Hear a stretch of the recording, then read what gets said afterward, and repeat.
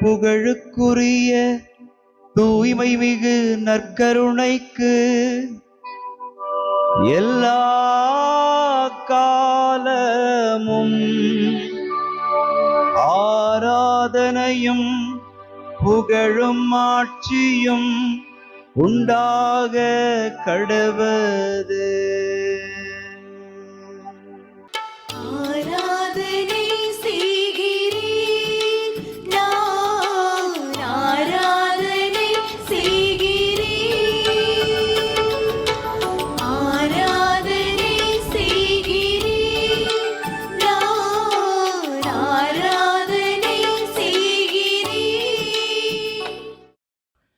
ஆண்டவருக்குள் பிரியமான சகோதர சகோதரிகளே, இன்று ஆகஸ்ட் மாதம் 19ஆம் தேதி திங்கட்கிழமை.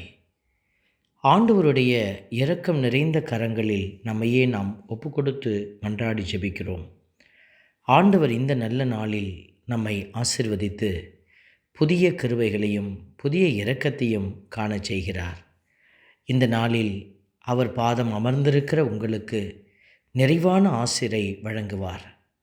இதோ அவருடைய இரக்கம் நிறைந்த கரத்திலே நீங்கள் ஆறுதல் அடைகிறீர்கள். இந்த அதிகாலை வேளையின் ஆசீர்வாதத்திற்காக நன்றி செலுத்தி ஆண்டவரை துதிப்போம். உன்னை ஈன்ற பாறையை புறக்கணித்தாய், உன்னை ஈன்ற பாறையை புறக்கணித்தாய். பதிலுரை பாடலாக இணைச்சட்டம் 32 அருளப்பட்டிருக்கிறது.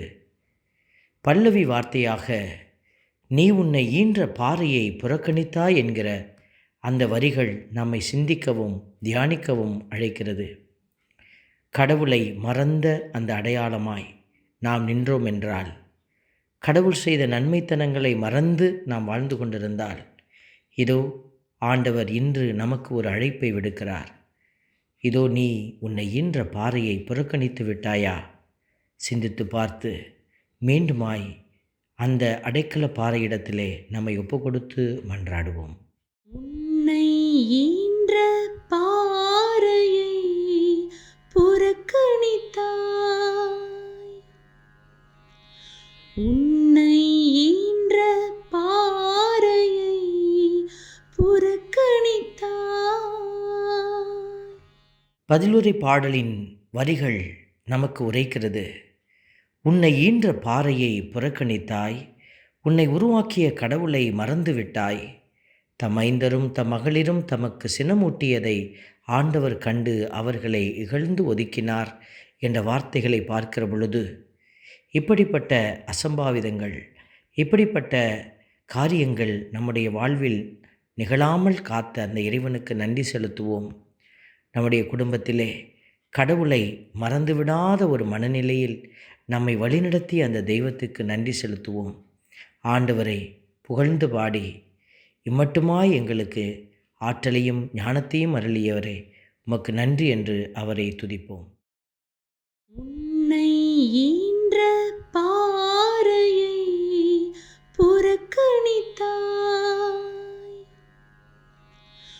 உன்னை ஈன்ற பாறையை புறக்கணித்தாய்.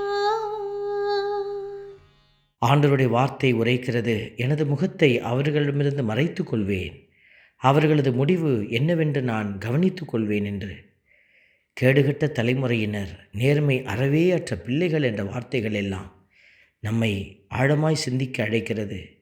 ஆண்டவரே, இதோ இப்படிப்பட்ட சீர்கேடுகளுக்குள்ளே நாங்கள் கடந்து செல்லாதபடி எங்களை நிறைவாக்கும் என்று மன்றாடி, நாம் இத்தனை ஆண்டுகள் கடவுளை விட்டு விலகாத கடுகட்ட தலைமுறையினராக மாறாதபடி நம்மை காத்த, நமக்கு பலன் தந்து வழிநடத்தின அந்த தெய்வத்துக்கு நன்றி செலுத்தி நாமும் துதிப்போம். உன்னை ஈன்ற பாறையை புறக்கணித்தாய், உன்னை ஈன்ற பாறையை புறக்கணித்தாய். அன்பின் பரமபிதாவே, நன்றியோடு உம்மை துதிக்கிறோம், உம்மை ஸ்தோத்தரிக்கிறோம், உம்மை ஆராதிக்கிறோம், நன்றி செலுத்துகிறோம். ஆண்டவரே, நீர் ஒருவர் மட்டுமே வாழும் தெய்வம், வெளிப்படுத்திய தெய்வம், உடைய திட்டங்களை எங்களுக்கு கற்றுக் கொடுத்திருக்கிற தெய்வம். ஆண்டவரே, ஒன்றுமில்லாத அடையாளமாயிருந்த எங்களை நீரே அடையாளப்படுத்தினீர், ஆசீர்வதித்தீர். உடைய தெய்வீக இரக்கத்தினாலே எங்களை நிறைத்து ஆசீர்வதித்த உடைய இரக்கத்திற்காக நன்றி செலுத்தி துதிக்கிறோம். உடைய தெய்வீக இரக்கம் என்னாலும் எங்களை தாங்கி வழிநடத்துவதாக. இயேசுவின் நாமத்திற்கு மாட்சி அளிக்க எங்களை நீர் எடுத்து பயன்படுத்தும். இயேசுவின் நாமத்திலே மன்றாடுகிறோம். ஆமென்.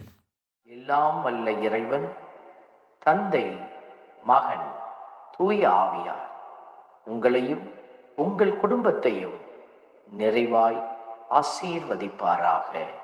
ஆமென்.